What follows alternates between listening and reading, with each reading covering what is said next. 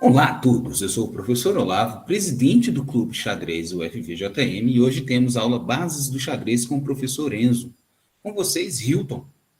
Olá pessoal, bem-vindos ao Clube de Xadrez do UFVJM. Junto com o professor Olavo, nós coordenamos o projeto de xadrez aqui, né? Sejam bem-vindos então.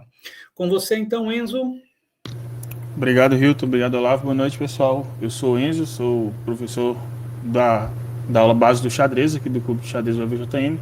E hoje vamos dar continuidade às nossas aulas de estratégia com o tema ruptura de peões. Então, o que são rupturas de peões?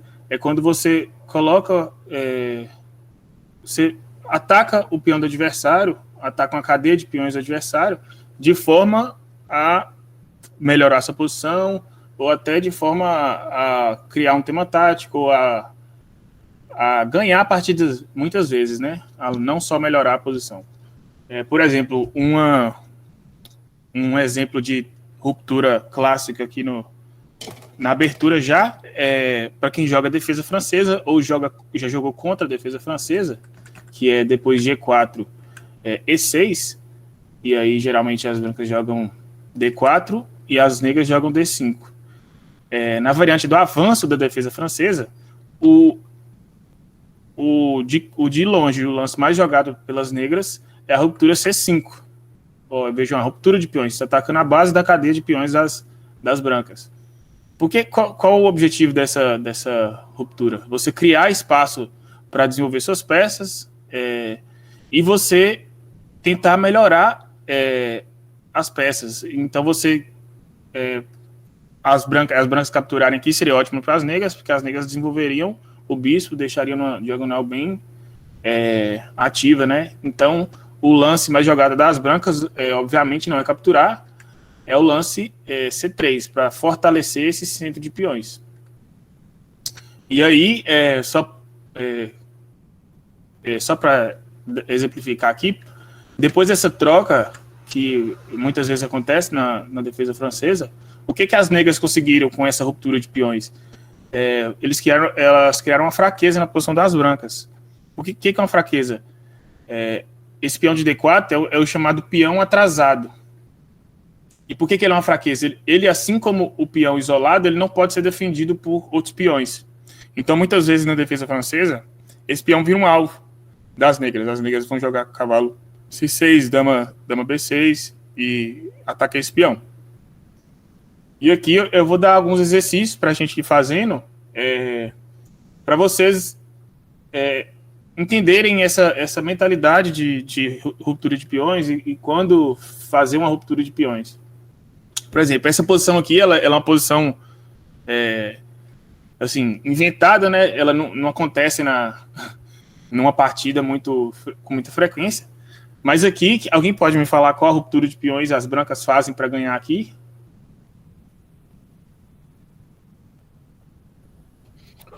Oi, Enzo, fala que é difícil acontecer, mas eu já cheguei nessa posição uma vez, cara. E já chegou numa partida? Sério? Já cheguei numa final assim. Mas aí depende dos reis estarem tão longe, né? Mas, por exemplo, aqui as brancas jogam e ganham. Sim. Se o rei das negras estivesse, por exemplo, aqui, aí já não ganhava mais, já era... Eles não estavam tão próximos, mas o meu rei fazia oposição ao outro, não deixou ele se aproximar dos peões negros. Aí eu consegui fazer a ruptura, cara. E aí, alguém quer falar qual a ruptura de peões? Qual o lance aqui que cria uma ruptura que ganha para as... Aqui, no caso, a intenção da ruptura já não é melhorar a peça, igual naquela defesa francesa. Aqui já é criar um peão passado. Isso depende do fato dos peões brancos estarem tão próximos da casa de promoção. E dos reis estarem longe dos peões também. Alguém quer? Exatamente, Samuel, B6. O lance B6 ganha forçado para as brancas, porque aqui, quais são as opções das negras?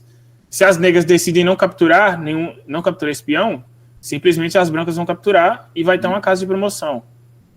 E se a preta avançar, um dos peões é atacado, o outro é atacado e sim, exatamente. Como eu falei, se não capturar, se avançar qualquer um dos dois peões, o outro vai ser capturado e vai estar uma casa de promoção.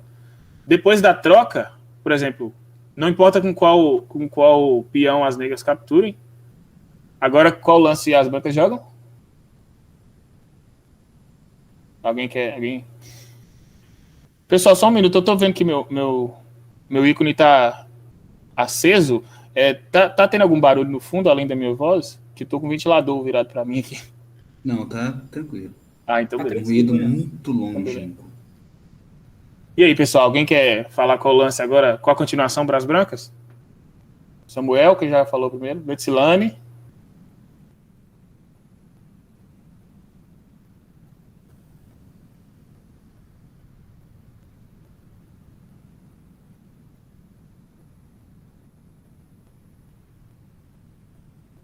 A 6, na verdade, não, Samuel. A 6 simplesmente seria capturado pelo peão de B7.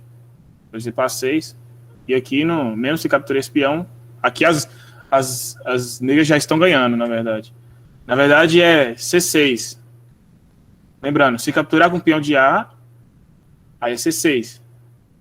Porque aqui, quais as opções das negras? Se capturar o peão de A, o peão de C captura o de B. E vai estar uma casa de promoção. Se capturar o peão de C, o peão de A está livre para avançar para até a casa de promoção. A ideia desses lances aqui são desviar os peões de casas que deixando outro peão livre para passar. Por exemplo, esse avanço aqui, essa ruptura, desvia esse peão da defesa dessa casa, da casa de A6. Então, quando o peão sai da coluna B, ele já não está mais impedindo o peão de A de avançar. E aqui as brancas ganham facilmente. Mas aqui, esse é um exemplo para vocês entenderem e poderem aplicar isso no meio jogo, ou até em algum final que eventualmente possa ocorrer. Algum comentário? É interessante que a iniciativa das brancas fez a diferença, né? Porque como as brancas jogam primeiro, elas ocupam a casa que está duplamente atacada pelos peões, que é fazer o primeiro movimento aí. Mas aqui as negras já não poderiam fazer o mesmo se fosse a vez das negras, porque os peões das brancas já estão muito perto da caixa de promoção. Da promoção, né? Então ia sobrar um peão das brancas e ele ia conseguir chegar. Tudo bem? Então vamos mais uma posição aqui. Essa posição aqui também não é muito comum de acontecer na partida. Alguém sabe falar qual a ruptura de peões que ganha para as brancas? Enquanto o pessoal pensa, eu coloquei no chat o formulário para recolhimento das horas acadêmicas de extensão. Preencham lá, a gente tem curiosidade sobre a resposta de vocês. Boa noite a todos, desculpa o atraso. Boa noite, Gleicos. Boa noite, Gleicos. Boa noite, Gleicos. E aí, Gleicos, o que brancas jogam aqui? Qual ruptura as brancas fazem aqui?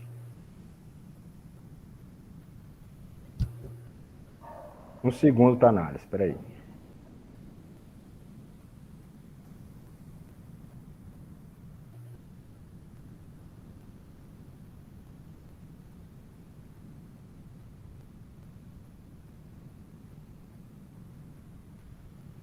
Brancas B5. Isso aí. Na verdade, B5 ou C5, tanto faz aqui, porque se no eventual captura em B5, aqui vai ser avançado, vai ser feita outra ruptura, né, em A6 e vai ser criado o peão passado. O rei está muito longe. E tanto em C5 a mesma coisa.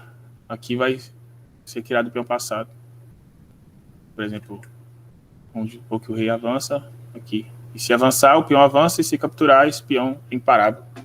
Pode falar, Letícia.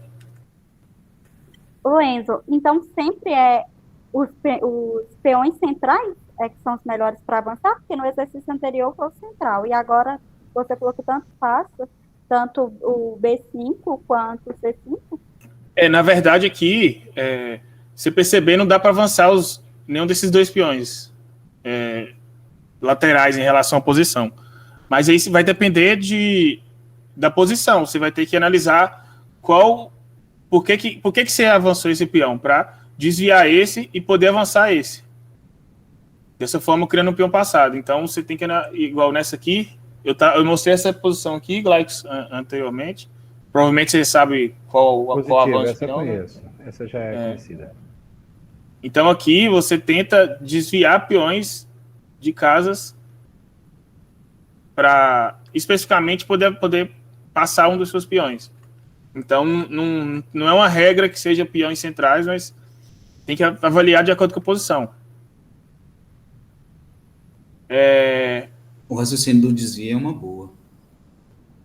Agora, essa posição aqui já aconteceu numa partida. Já não é montada. Eu peguei de um vídeo no YouTube. Aqui é a vez das brancas.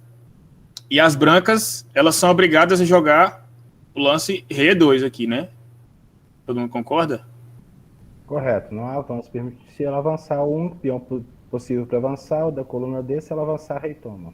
O rei vai O capturar. único peão disponível, ele é E capturável. se jogar qualquer uma dessas 3 casas, o rei vai capturar o peão de G3. E esse peão pode disparar, mas esse peão chega antes. E chega com cheque. Quer ver? Ó, vamos supor que rei C1, rei captura. Aí vamos supor que ele dispara esse peão. Esse peão vai criar uma ruptura antes desse peão ser promovido. E esse peão vai ser promovido, só que aqui é cheque. O rei não tem para onde ir. O único lance é dama D1. E aqui as pretas ganham. Então o rei é obrigado a jogar, o rei branco é obrigado a jogar rei 2. E aqui, qual ruptura de peões ganha para as negras? Alguém sabe falar? Existem 2 aqui, na verdade, né? B4 e F4. Alguém quer dar um palpite?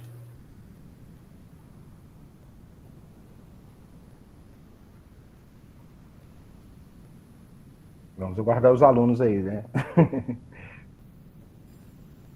Guardemos. Samuel, Gustavo, Samantha, Litzlane. Será que é F4? F4? É?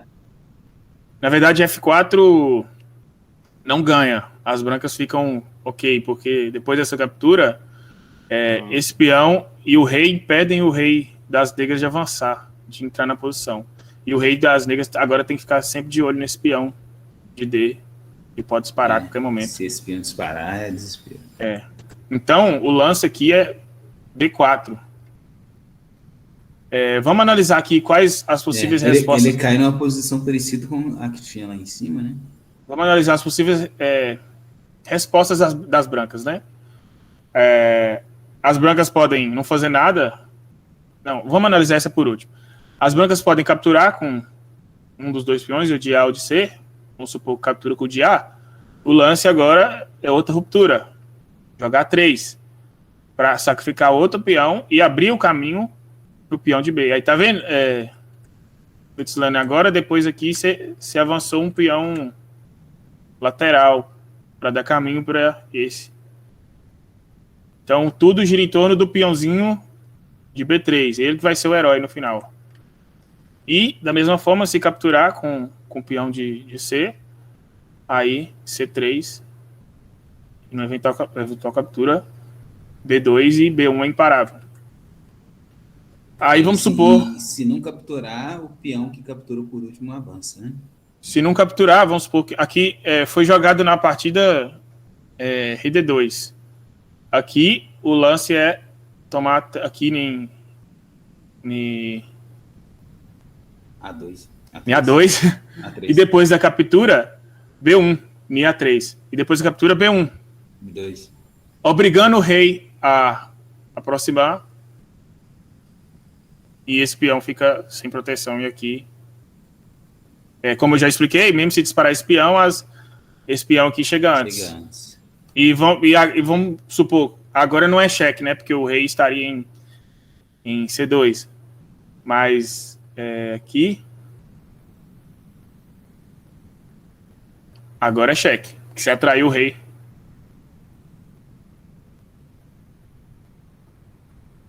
Agora é cheque.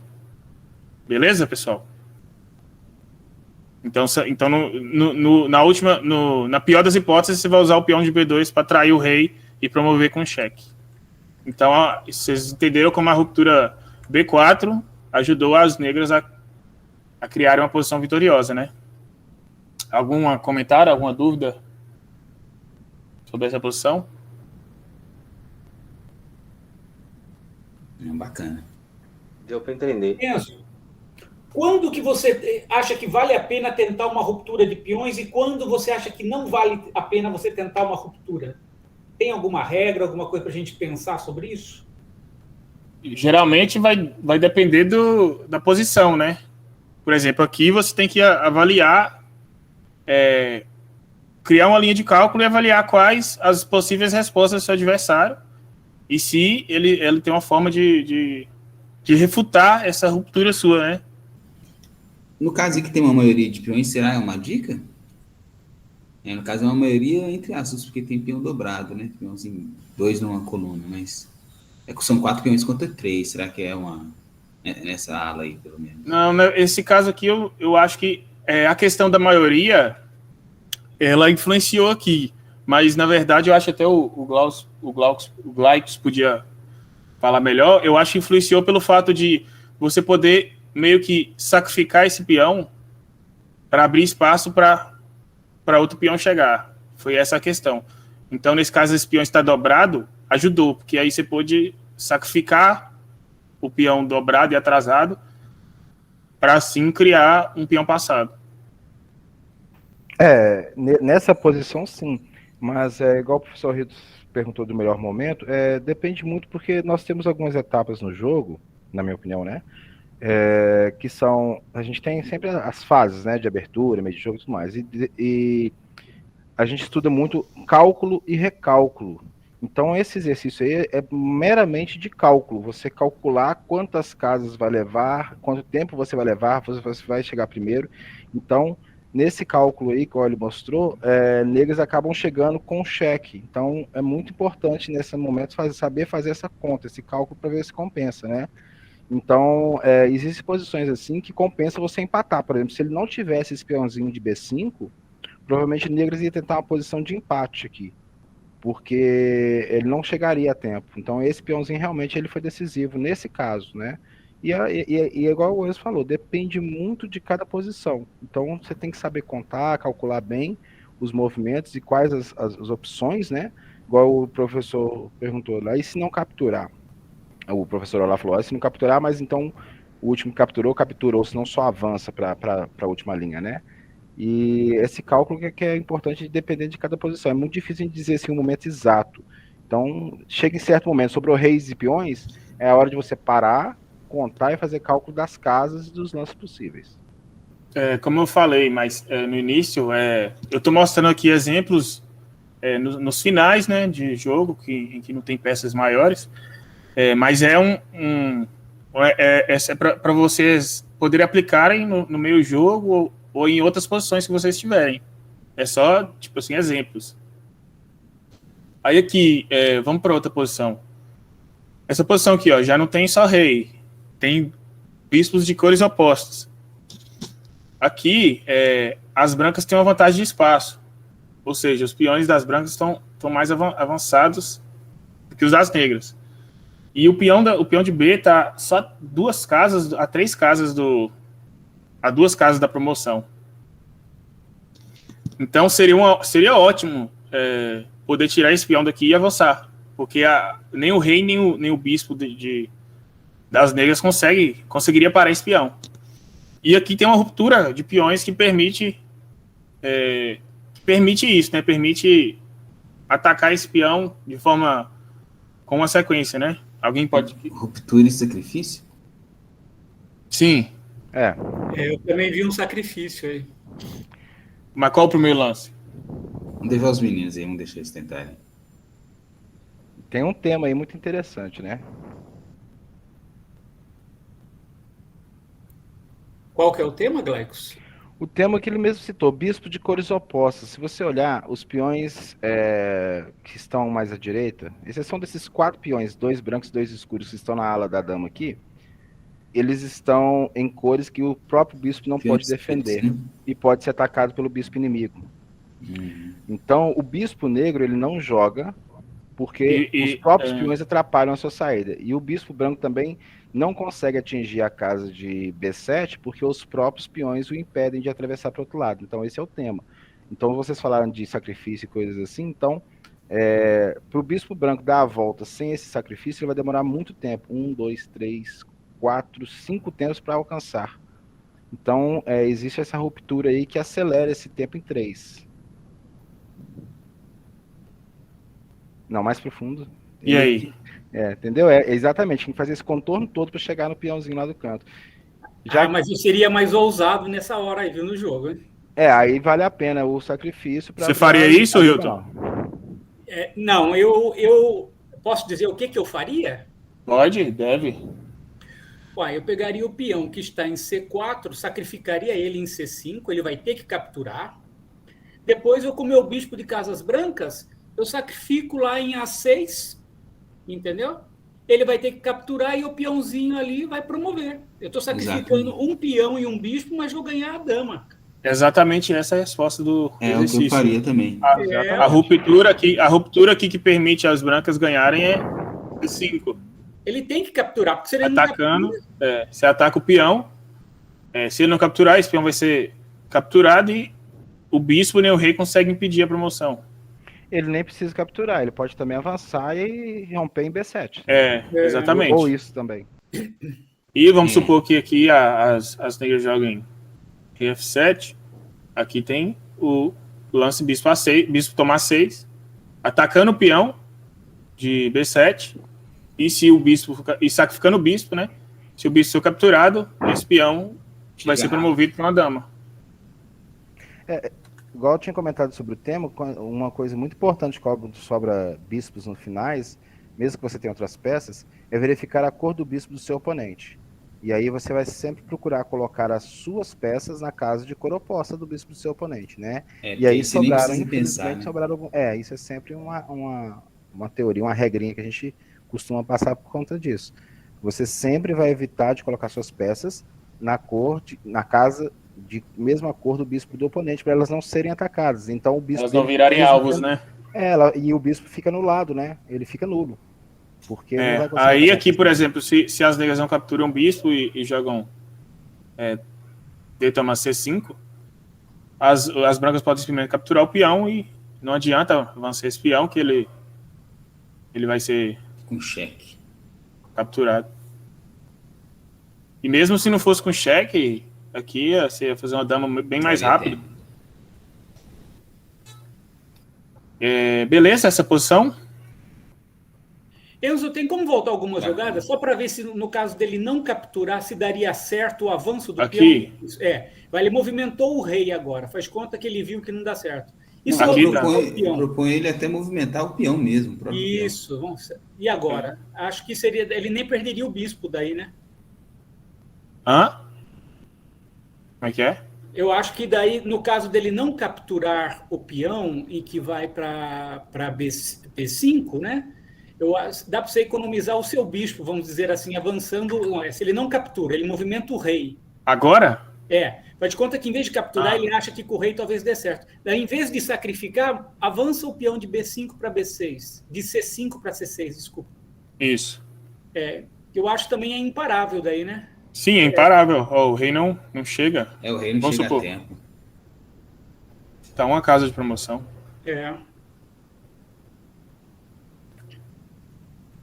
Beleza, pessoal? Algum comentário? Posição também. Vamos para outra posição, então? Essa aqui é um pouco mais malandrinha. Aqui, ó, é uma ruptura que soaria natural para as brancas, né? Seria o lance C6. Você troca o peão, você tá com a maioria de peões, você troca para criar um peão passado.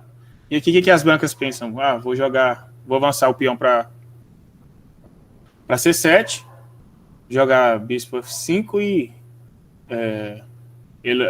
e proteger a casa de promoção. Só que aqui as brancas não contavam que as negras consegue empatar com o lance bispo toma C6. E depois de bispo toma, essa posição aqui é um empate.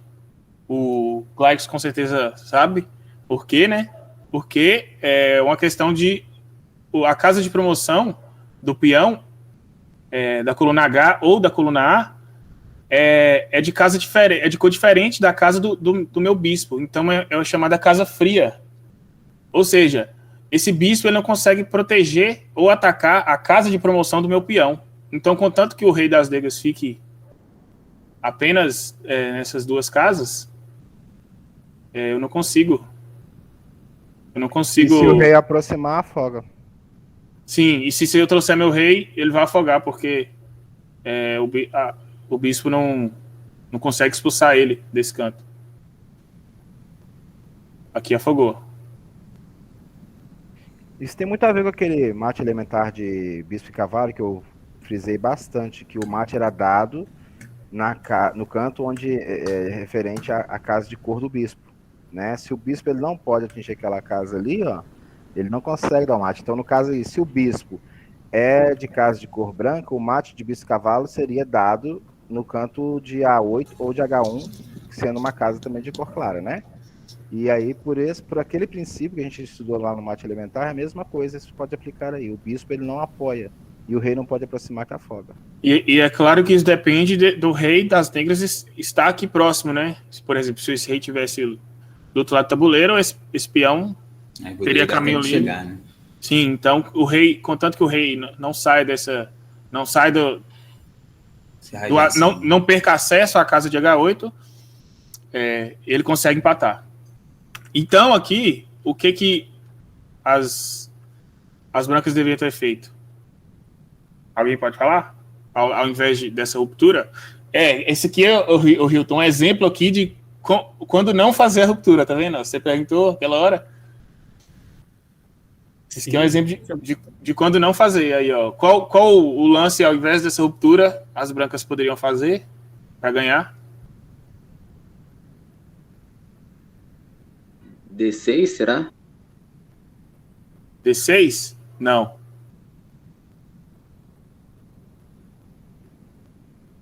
Pode falar, Letícia.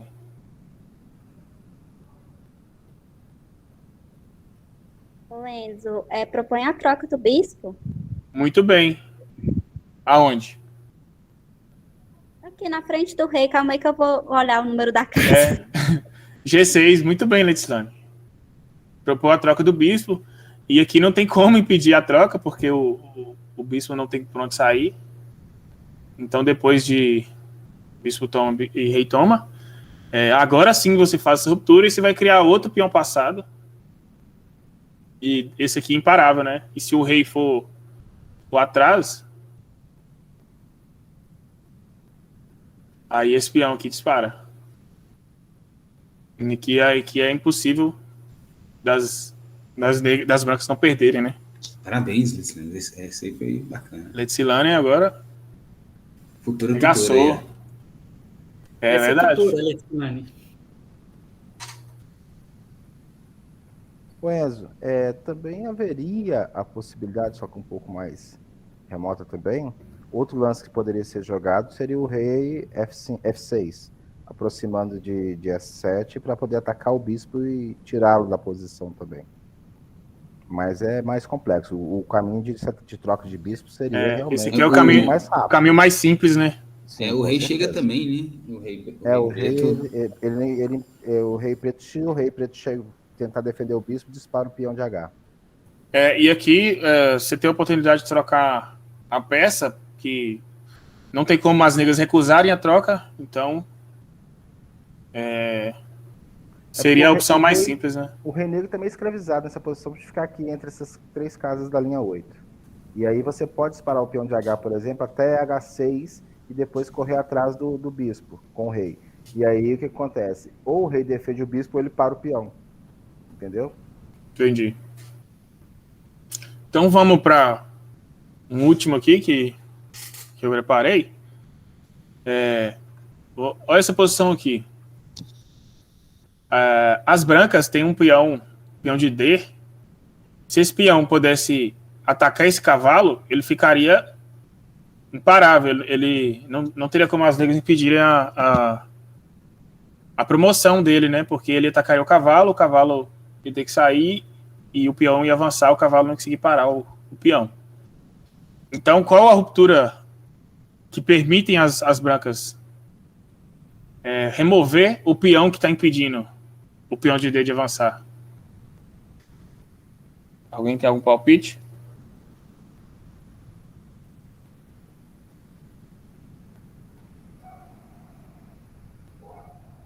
Vamos lá, pessoal. Tilane, posso Ele já... é 5. Isso aí, é 5. Aqui depois de F toma 5 e eu tomei 5. No eventual captura das negras, o peão ele se torna imparável. Aqui o cavalo, depois de cavalo C8, D7, e aqui não tem como pedir a promoção do peão. Melhor aqui. Que seria melhor, né? E o peão ia virar a dama. Beleza? Todo mundo entendeu? Só uma curiosidade aí. Sim. Faz a ruptura, aí toma e avança. Ok. Aqui tem o detalhe também. Se tentar trazer o rei, brancas, toma cavalo ou não toma cavalo? Minha pergunta é essa. Tenta trazer o rei, brancas avançam. Avança, tá? Não pode tomar o cavalo, senão o rei alcança. Brancas avançam. Ocupa a casa F7, né? É a forma mais simples, né? Aqui você vai ganhar um cavalo, mas ainda vai ter... Mas vai perder o peão que está avançado. Vai perder a promoção. Sim, vai perder a chance de fazer uma dama. Isso aqui, por exemplo... Muitas vezes o aprendiz, né, os alunos, geralmente, eles veem a oportunidade de, no caminho, né, na ânsia de chegar lá, assim, opa, vou aproveitar no caminho que dá dama, já vou tomar esse cavalo que é uma peça a menos. Mas aí o cálculo é de que se ele toma, se o rei, né, se não toma o cavalo, se o cavalo não recua e avança rei, não deve tomar o cavalo, deve se conter e tentar a promoção, que era o objetivo. Ô, Glaicos, aproveitando a sua fala, quando eu faço exercício de táticas, é muito fácil eu ver isso. A hora que eu estou jogando, cara, tem hora que você se deixa levar, você faz a jogada, depois que parece 1 segundo depois você vê o que você fez, aí você fala, ô gente, por que eu fui fazer isso, né? Eu tinha um colega na faculdade que ele era engraçado. Ele fazia os lances, aí ele levantava da posição dele, tipo, da mesa, né, nos metais brancas. Ele se levantava e ficava na lateral do tabuleiro olhando, porque diz ele que quem tá de fora vê melhor o jogo. Só não pode fazer isso em torneio, né? Porque vai ser chamada a atenção, com certeza. Essa foi Mas boa. a caso do cara fazer o lance e vir para trás do oponente para ver o que o oponente está enxergando. O pior que é verdade, quando eu tô assistindo, por exemplo, um campeonato que os mestres estão transmitindo, né? O Crico, muitas vezes quintilhando. Aí eu tô vendo lá o jogo Magnus Carlsen contra Aronian. O lance do Magnus Carlsen, eu falo às vezes junto com o Crico que tá transmitindo. Tipo assim, eu achei o lance bom junto com o Crico. Só que eu vou jogar, aí fica mais difícil. Gustavo, pode falar, Gustavo. Deixa eu te perguntar. Você vai capturar essa peça branca aí com o peão, né? Aí a peça preta vai capturar no E5, né? Sim. Aí você vai avançar com a branca. É porque eu não assisti as outras aulas. Ah, tá, essa preta. Se você tivesse capturado com essa outra preta e com essa aqui, você avançava. Essa já passa direto. Pode... A intenção dessa ruptura foi remover esse peão daqui para esse poder avançar. Sim, essa outra preta podia voltar a pegar essa peça branca, não, né? Aqui? E essa outra peça... Os peões sempre avançam. Assim? Só que a outra, não podia não, né? Qual? Os peões só avançam. Peão de C5 que ele está perguntando. Se podia voltar. Peão de C5 não pode. Voltar assim? Não captura para trás. Nenhum dos peões. Sempre o peão, Gustavo, o peão é a única peça que não pode voltar. O peão sempre vai para frente. Qualquer movimento que ele faça vai ser sempre para frente. Tá. Valeu. E o professor Hilton... Dá uma olhada nas nossas aulas no no nosso YouTube.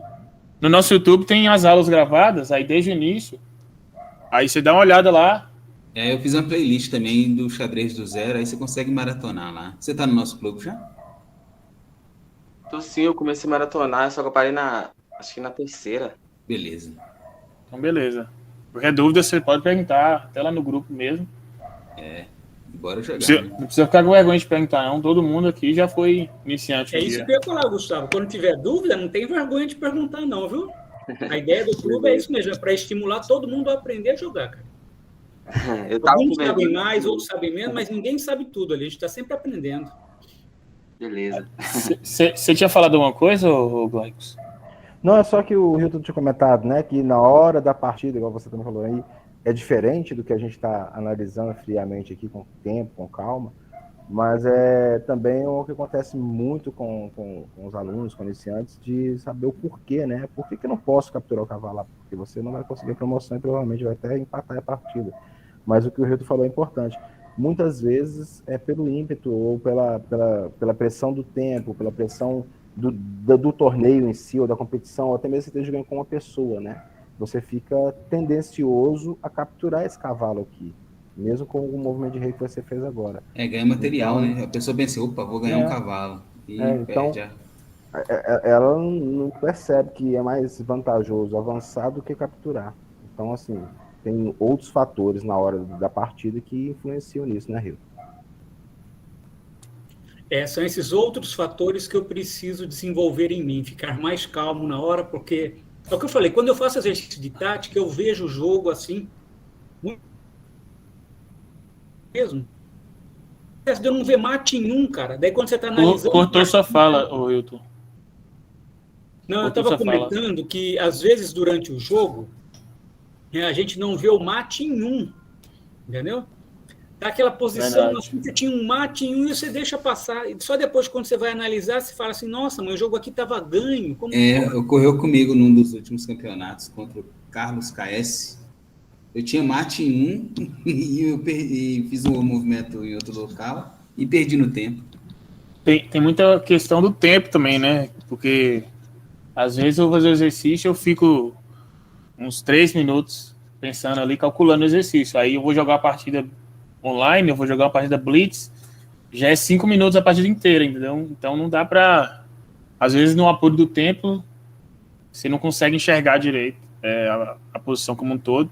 E também, quando você vai fazer o exercício, você já vai sabendo que tem um tema tático ali. Porque a questão do exercício é ter um tema tático. Então você já sabe que tem alguma coisa ali. Então você já sabe o que procurar. Agora, muitas vezes na partida, você deixa de procurar, às vezes, ou você já tem um plano, e por você ter um plano ali, você não procura outros temas táticos. Talvez seja isso. E tem um outro fator desses outros fatores que a gente comentou aí, que acho que seja talvez o de maior incidência, que é o fator psicológico. Eu estava, só para exemplificar, a gente está fazendo aqui pelo Chess, mas eu também acho que muita gente aqui que já pratica também tem conta no Chess24, Chess.com. E outro dia eu estava disputando um torneio no Chess.com e o meu primeiro adversário era, aliás, foi no Chess, não, no Chess.com. E o meu primeiro adversário foi um jogador de 2.400 de rate no Chess.com, que isso é muito forte, muito alto. E eu tenho um rate lá de 1.700 e pouquinho, que tava. E eu fui jogar a primeira partida da rodada do torneio, eu caí com esse jogador. E ele cometeu um blunder e a dama dele caiu inteira pro meu bispo. Ele tirou o cavalo da frente, eu tomei a dama. Ele demorou alguns segundos para raciocinar qual o lance que ele faria. Ele tomou um baque, né? Era uma partida de 3 minutos. E no final, eu acabei cometendo um blunder também, entreguei peça também, e ele ganhou de mim no tempo. E eu fui ver a análise, aí apareceu lá, porque o Chess.com, ele dá vitórias perdidas. Você deixou passar a chance de vitória, ele mostra para você. Ele mostra erros graves e perdas de vitória. Então eu tive uma chance perdida. Eu tinha um mate que eu não vi no meio da partida, sabe? Então eu tive que ver a análise, voltar, olhar e tal. Falei assim, gente, eu quase ganhei de um cara de 2.400 na primeira rodada, mas não vi. Realmente, até quando você joga com uma pessoa mais forte com você, você se sente pressionada. É um outro fator muito importante. É verdade. Como se diz, né? Se quer justiça, não jogue Blitz. Bem por aí, era 3-0. Licença, tá? Inclusive, Hilton, rapidinho, só informação, inclusive, Hilton, o Glaucus me lembrou uma coisa. Agora no Lichess tem a opção de você jogar sem ver o rating de quem você está jogando. Assim, vale rate normal, mas você não vê o rate do adversário na hora da partida. Então, já tira um pouco dessa questão psicológica. Você concentra só na partida e, às vezes, quando você vai jogar com um cara e o cara tem um rate maior que o seu, você já fica meio assim, meio nervoso. No Lichess, eu regulo ali de forma que eu só jogo com pessoas que têm, assim, eu coloco 100 pontos, para mais ou para menos, entendeu? Mas se você pega um cara com 100 de rate a mais que você, eu sei, você fica meio balançado. Aí agora tem a opção, foi ontem que eu vi que eles adicionaram essa opção de você não ver o rating. Aí você dá uma olhada lá para você ver, talvez melhore essa questão aí de deixar passar o... Mas, na verdade, Enzo, não é nem assim pelo rating do cara, assim, não sei, na hora do jogo, de repente tá aquele jogo tenso. É a hora que o jogo fica tenso, assim, que às vezes eu deixo passar umas jogadas grandes. Se eu conseguir dominar isso, vai melhorar bastante meu jogo. Pelo menos eu acho, né? O professor Hilton tem um detalhe também. Isso que o senhor citou aí, de estabelecer qual a faixa de rate dos seus oponentes, funciona em partidas que você vai jogar, que você oferece para jogar ali. Mas em torneio, não. Se você entrou em torneio, você vai jogar contra o adversário conforme parcelamento. Entendi, no próprio programa. No Arena, por exemplo, você joga com qualquer rating. Quando é um suíço, existe uma forma, né, que já existe uma fórmula para você estabelecer seus adversários, seus oponentes da primeira rodada. Você tem uma montagem da lista por rate, por ordem de rate. A lista é partida no meio e aí é sorteado, branco, pretas, brancas, pretas. É um pouco complexo de explicar agora só por voz, eu teria que exemplificar. Mas aí em torneios você não escolhe o rate com quem você vai jogar. Mesmo que ele tenha um rate acima do seu, vai depender do seu desempenho. Se eu tivesse ganhado desse cara de 2.400, que era o primeiro da lista, eu tinha pulado no torneio para primeiro lugar. E aí provavelmente eu ia enfrentar os jogadores fortes. Entendeu? Então Isso aí você não consegue controlar, por exemplo, no torneio. Seja presencial, seja online, você não consegue controlar. Gente, realmente eu peço licença. Eu tenho aula agora, tá? Um abraço para todos. Abraço, Hilton. Ô Glauco, você quer fazer aquele adendo lá que você ia fazer no início da aula? Você quer fazer agora? Mas hoje já era só esses exemplos que eu tinha mostrado.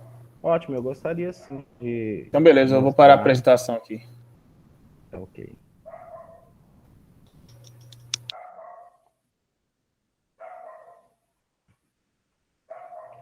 Deixa eu abrir minha câmera. Posso fazer a apresentação aqui, né? Com licença.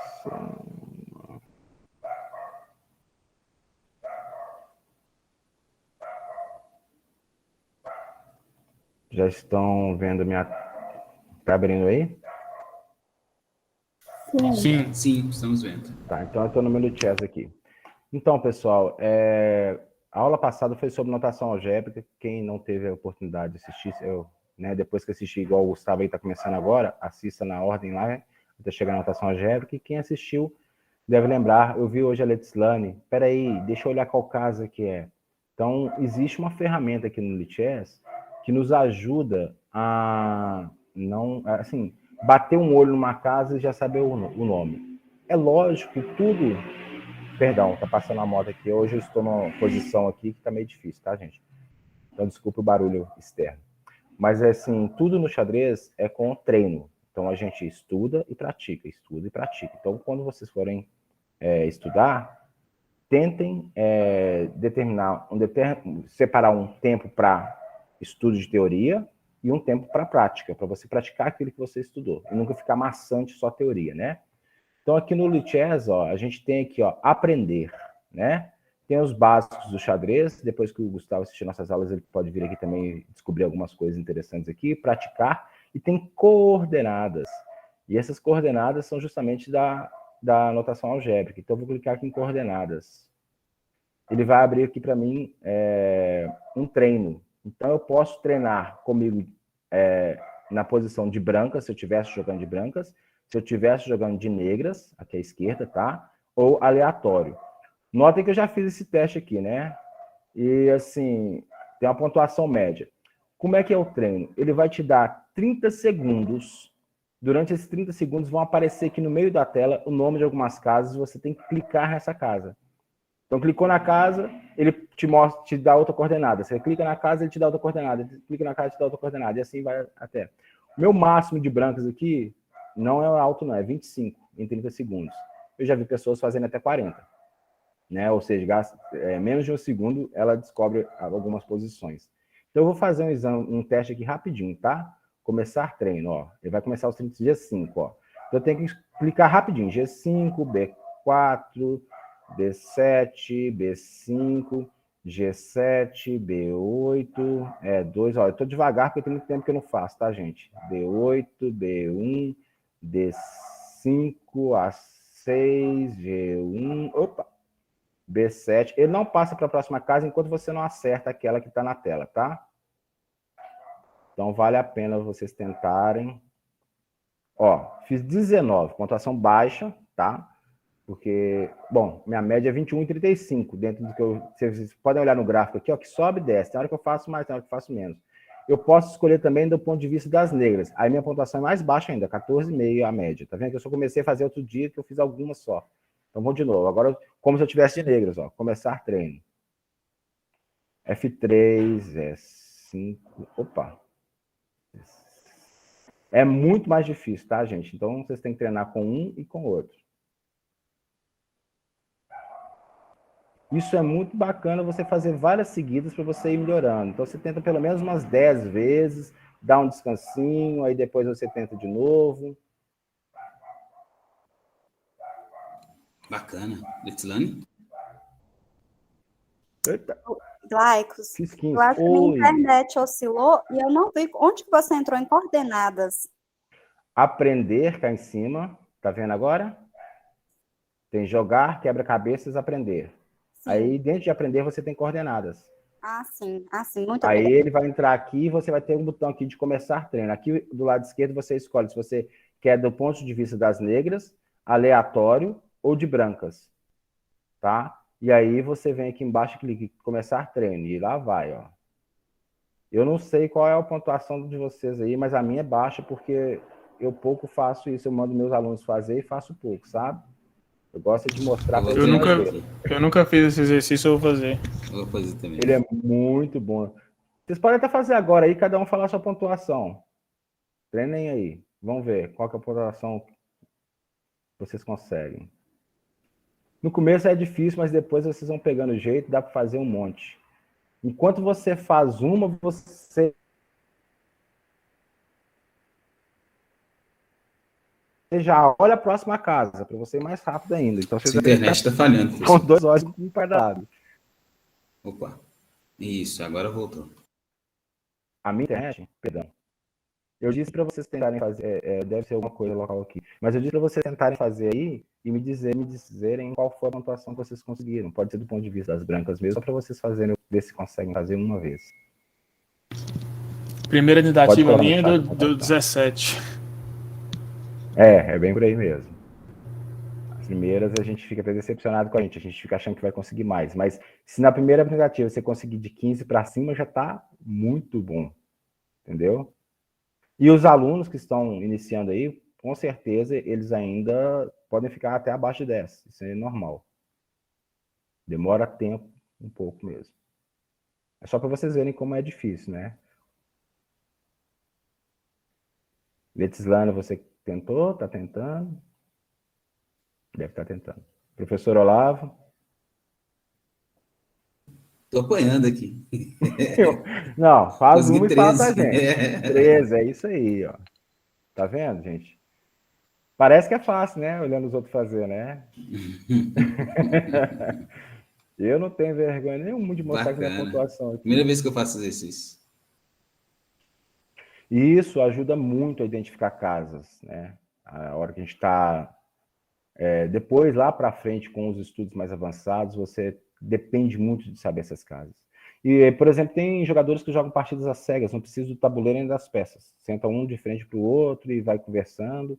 Igual a gente vê os GMs analisarem as posições que eles já conhecem, eles vão só pelas coordenadas.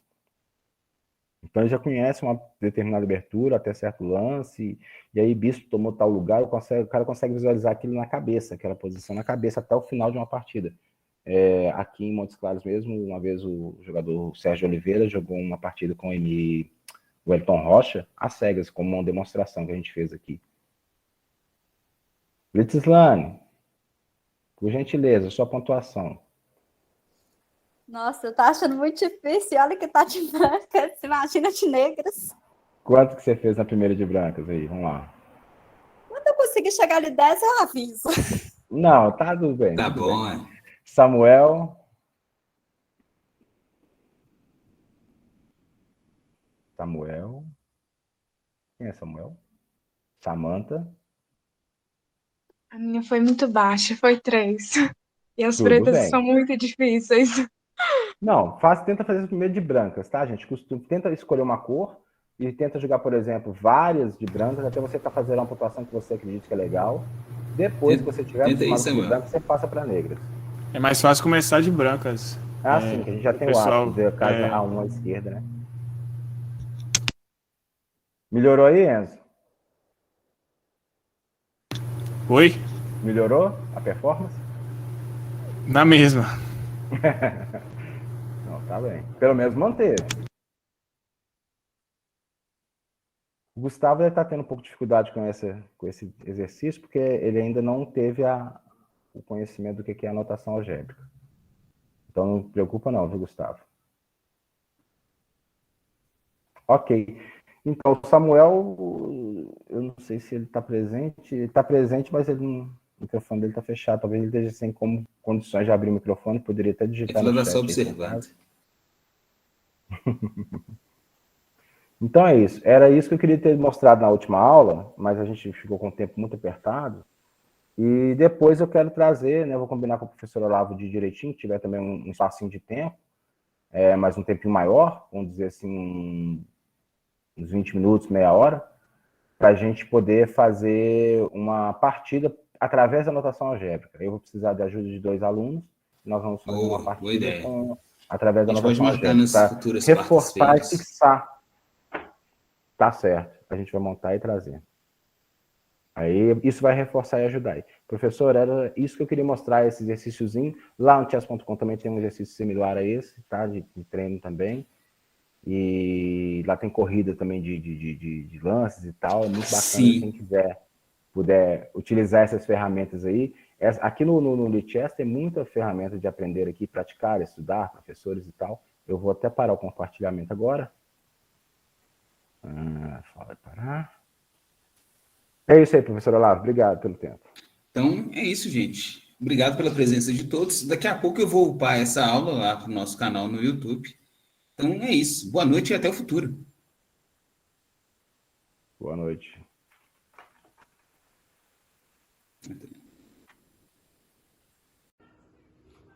Gostou do nosso conteúdo? Se inscreva no nosso canal. Nos siga nas redes sociais. Entre no nosso clube de xadrez. Curta, comente e compartilhe.